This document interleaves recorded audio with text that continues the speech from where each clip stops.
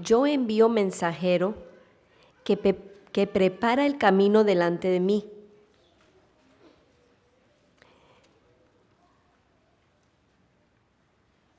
Enseguida después vendrá a su templo el Señor a quien buscáis, el ángel del pacto a quien deseáis. Ya viene, dice el Señor Todopoderoso. ¿Quién podrá soportar el tiempo de su venida? ¿Quién podrá sustituir cuando Él se manifieste? Porque Él es como fuego purificador, como lejía de lavadores. Se sentará para afinar y limpiar la plata. Limpiará a los hijos de Leví y los afinará como a plata y ofrecerá al Señor ofrenda con justicia. Y la ofrenda de Judá y de Jerusalén será grata al Señor, como en los días pasados y como en los años antiguos. Palabra del Señor.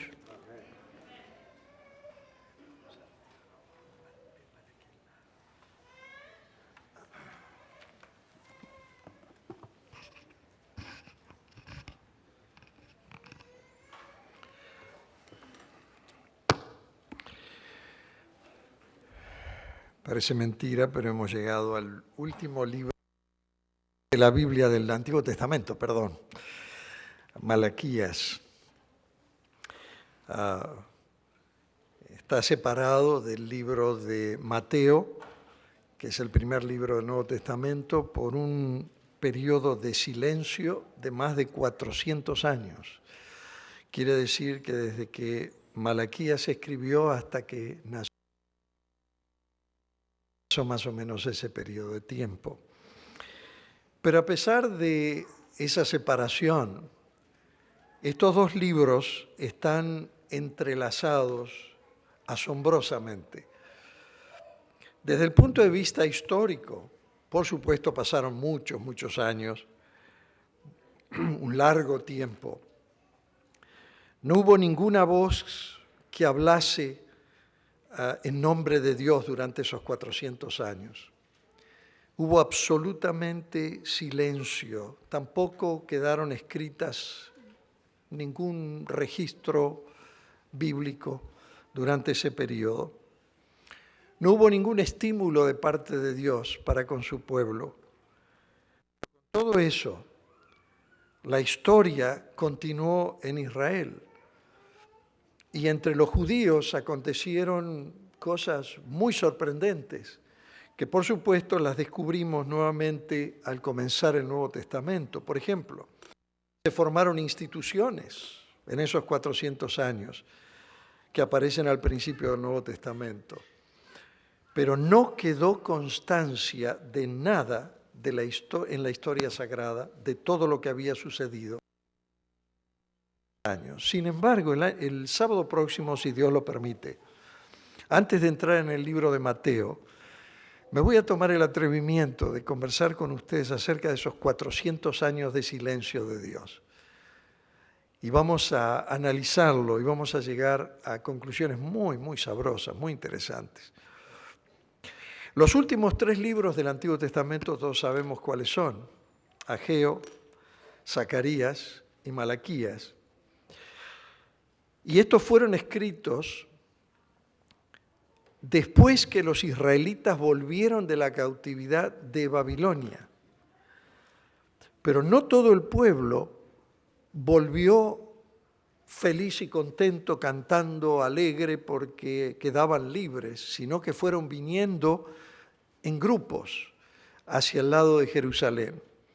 El primer grupo comenzó a venir a Jerusalén en el año 535, antes de Jesucristo. Quiere decir que por venir ese grupo, ¿no es cierto?, de varios miles de personas, se cumplió la profecía de Jeremías que decía que la cautividad iba a durar esos 70 años, ¿no es cierto? Y 15 años después, el profeta Ageo consiguió animar nuevamente al pueblo para que siguieran con la construcción de la ciudad y construcción del templo, por supuesto, que completaron durante el ministerio de Zacarías, el profeta Zacarías. Esdras tomó otro grupo y lo llevó desde Babilonia hacia Jerusalén. Y finalmente el último grupo que vino desde Babilonia a Jerusalén fue liderado por Nehemías, el gran Nehemías, más o menos alrededor del año 445 antes de Jesucristo. Ahora, es fascinante el libro de Nehemías. Nosotros lo hemos estudiado porque él completó la labor. Apareció Malaquías justamente en el instante en que estaba Nehemías allí, de manera tal que eso nos da a nosotros un pantallazo más claro de la historia.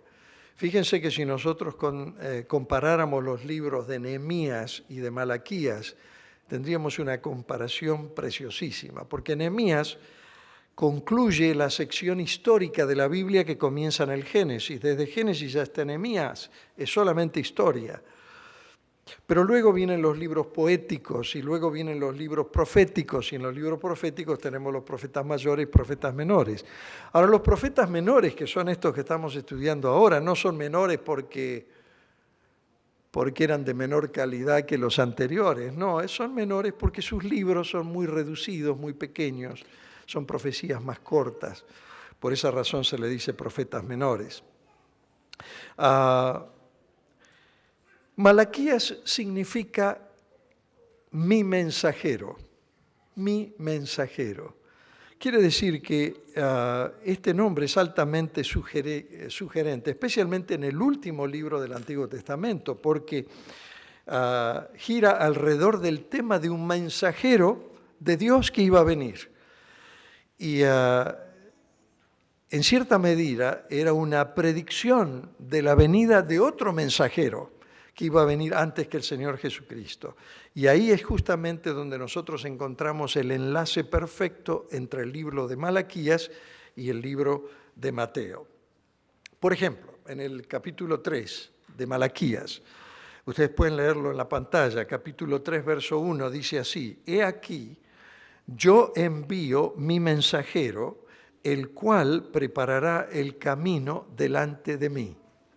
Ahora, esto por supuesto que es mesiánico. En el libro de Mateo el mensajero era Juan el Bautista, ¿no es cierto?, que vino con el fin de preparar el camino para el regreso, para la venida del Señor Jesús por primera vez y anunciar en cierta medida al segundo mensajero, que era Juan el Bautista. Ahora, este segundo mensajero se encuentra aquí en la profecía en la siguiente frase, donde en Malaquías capítulo 1, la última parte dice: y vendrá súbitamente a su templo el Señor a quien vosotros buscáis, y el ángel del pacto. En otras palabras, la última noche del ministerio de Jesús en esta tierra, ustedes recuerdan cuando Jesús tomó el pan y lo quebró y tomó la copa y la compartió. Él, al compartir la copa, dijo: porque esta es mi sangre del nuevo pacto, el nuevo pacto de Jesucristo. El mensajero del pacto es el propio Señor Jesucristo. Miren lo que dice en Malaquías del 1 al 3, que ya fue leído por el hermano Lozano. He aquí viene, ha dicho Jehová de los ejércitos, ¿y quién podrá soportar el tiempo de su venida? ¿O quién podrá estar en pie cuando Él se manifieste? Porque Él es como fuego purificador, como jabón de lavadores, y se sentará para afinar y limpiar la plata, porque limpiará a los hijos de Leví, los afinará como a oro y como a plata, y traerán a Jehová ofrenda en justicia. Mis amados, ese era el problema del pueblo en los días de Malaquías, que se olvidaron del gran mensaje de Dios. Lo olvidaron completamente. Si nosotros volvemos hacia atrás y observamos el primer capítulo del libro, el mismo comienzo del libro, el profeta comienza con una nota muy particular en el capítulo 1, verso 1. Dice así: profecía de la palabra de Jehová contra Israel por medio de Malaquías: yo os he amado, dice Jehová. Yo os he amado. Y ese siempre es el mensaje que transmiten los profetas de Dios. Yo os he amado, dice el Señor. Pero lo asombroso no es lo que dice el Señor.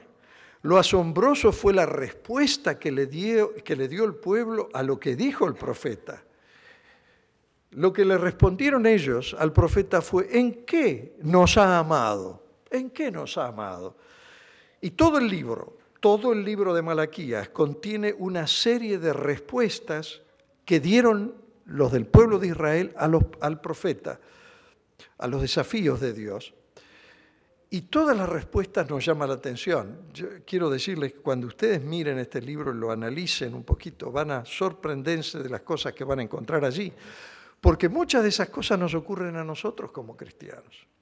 En 7 ocasiones, por ejemplo, dice: ¿en qué nos has amado? Así le dicen ellos a Dios. ¿En qué nos has? ¿Cómo puedes decir eso? Pruébalo, demuéstralo. Al repasar estas respuestas, nosotros vamos a ver cómo revelan el estado del corazón de este pueblo, a dónde habían llegado. Aquí tenemos a un Dios comunicativo, y siempre Dios es un Dios comunicativo, derramando su amor a raudales, y a un pueblo insensible, a un pueblo indiferente, que no reacciona frente al amor de Dios. Hasta el punto de ser capaces de preguntarle a Dios, y lo hacen con toda sinceridad: esto es algo que no vemos. ¿Qué quieres decir tú que nos has amado siempre? ¿Por qué nos dices estas cosas? Así reacciona el pueblo. Y ese es el tema de todo el libro de Malaquías. Y la respuesta de Dios no se hace esperar. Dios le responde al pueblo la pregunta: ¿cómo nos has amado? Y les recuerda que Él lo hizo desde el principio mismo de la raza humana, y por supuesto desde los tiempos de Jacob y desde los tiempos de Esaú. Y dice así: yo os he amado, dice Jehová, y dijisteis: ¿en qué nos amasteis? ¿No era Esaú hermano de Jacob? Dice Jehová: y amé a Jacob, dice Dios, y a Esaú lo aborrecí. Y convertí sus montes en desolación, y abandoné su heredad para los chacales del desierto. Claro, cuando nosotros leemos esto, nos produce cierta inquietud y nos choca, inclusive odié o aborrecí.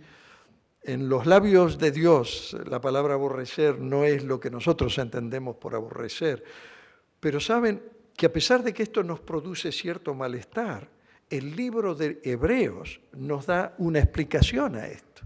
Porque en el libro de Hebreos nosotros encontramos que Esaú había despreciado la primogenitura de Dios, que Esaú no concedía valor alguno a asuntos espirituales. No tenía ningún interés en las cosas espirituales, trataba a Dios con absoluta indiferencia. Lo que Dios consideraba de gran valor, él las consideraba como algo trivial. Y es debido a esa actitud de Esaú que Dios dice: yo amé a Jacob y aborrecí a Esaú. Ahora, si nosotros como seres humanos de nuestros días hubiéramos conocido a estos dos hombres, posiblemente nos hubiera gustado más Esaú que Jacob. ¿Por qué? Bueno, porque Jacob era un maquinador, era un manipulador, era un hombre de grandes planes, era un suplantador, era un usurpador, ¿no es cierto? Por decir palabras más finas y no decir realmente lo que era. Era el villano que no merecía ninguna confianza. En cambio, Esaú era enérgico, era abierto, era amigable, era sincero, era fuerte, le gustaba alardear de sus hazañas como cazador y sobre todo era un hombre que disfrutaba de la vida al aire libre, era un hombre de campo. Y